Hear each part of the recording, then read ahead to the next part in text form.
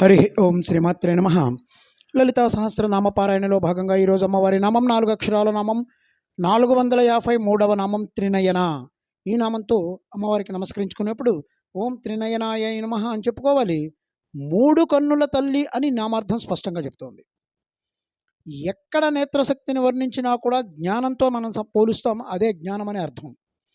జ్ఞానాత్మనే నేత్రత్రయావషట్ అని చెప్పి మంత్రశాస్త్రం చేసేవాళ్ళు ఎవరైనా సరే అంగన్యాసంలో చేస్తూ ఉంటారు. జ్ఞానం నేత్రత్రయం అని చెప్పడం దీంట్లో ఉన్నటువంటి విశేషం.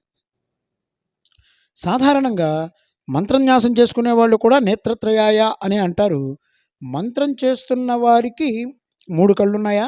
ఉన్నాయి, 2 కళ్ళేగా. అంటే 3 కళ్ళు అంటే సూర్య చంద్ర అగ్ని, ఈ మూడిటి గురించి చెప్పడం.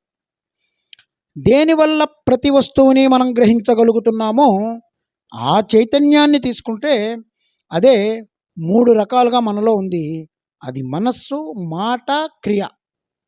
ఈ 3 తేజస్సులు.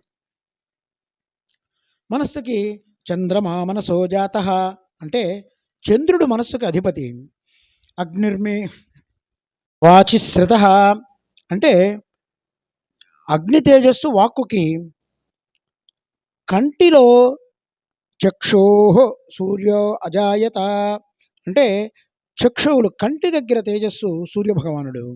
శరీరానికి కన్ను, మాటకి అగ్ని, మనస్సుకి చంద్రుడు.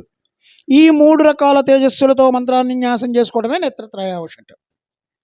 అమ్మవారు ఈ సూర్య చంద్ర అగ్ని నేత్రాలతో సృష్టిలో అందరి త్రికరణాలని నడుపుతోంది. ఈ త్రికరణాల నుంచి వచ్చేటువంటి వెలుగే త్రినయన. ఏ తత్తే వదనం సౌమ్యం లోచనత్రయం భూషితం పాతునః సర్వభూతేభ్యః కాత్యాయిని నమోస్తుతే అని చెప్పి దేవి మహత్యం చెప్తోంది. అమ్మ, నీ 3 కన్నుల సౌమ్యవదనంతో మమ్మల్ని కాపాడు తల్లి అని ప్రార్థించారు దేవతలు, ఋషులు, మునులు అందరూ కూడా. ఆ 3 కళ్ళ శక్తే శ్రీచక్రంలో 3 మండలాలుగా చెప్పబడుతుంది. అదే మన శరీరంలో కూడా అగ్ని సూర్య చంద్ర మండలాలుగా ఉంటుంది. ఈ 3 కళ్ళతో 3 లోకాలని 3 కాలాలని పరిశీలిస్తున్నటువంటి తల్లి త్రినయన. అమ్మవారి యొక్క సూర్య చంద్రాగ్ని తత్వములనేటువంటి పైన చెప్పిన తేజోవతి నామంతో అనుసంధానం చేసుకొని చూస్తే, తేజోవతి అంటే మనం 365 కిరణాలని చెప్పుకున్నాం. ఒక్క రోజులో ప్రసారించేటువంటి అహోరాత్రమ రూపమైనటువంటి అమ్మవారి తేజస్సు కాలం అంతా కూడా అమ్మ రూపమే.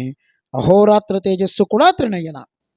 ఒక దినంలో త్రిసంధ్యలుగా ఉన్న ఈ తల్లి త్రినయనా భావాన్ని శంకర భగవత్పాదుల వారు సౌందర్యలహరిలో అత్యద్భుతంగా వర్ణించారు. అహస్సూతే సవ్యం తన నయనమరాత్మకత్వాయ త్రియామాం వామంతే సృజతి రజనీనాయకతయా తృతీయా తే దృష్టిర్దరదలిత హేమాం భుజరుచి సమాధత్తే సంధ్యాం దివసనిసయోరత చరీం అని చెప్పారు తేజోవతి నామాన్ని. పక్కన త్రినయన అనే నామం వచ్చినప్పుడు ఈ ఉద్దేశంతోనే మనం చూసుకోవాలి. సౌందర్యలహరి మనకి ప్రమాణం.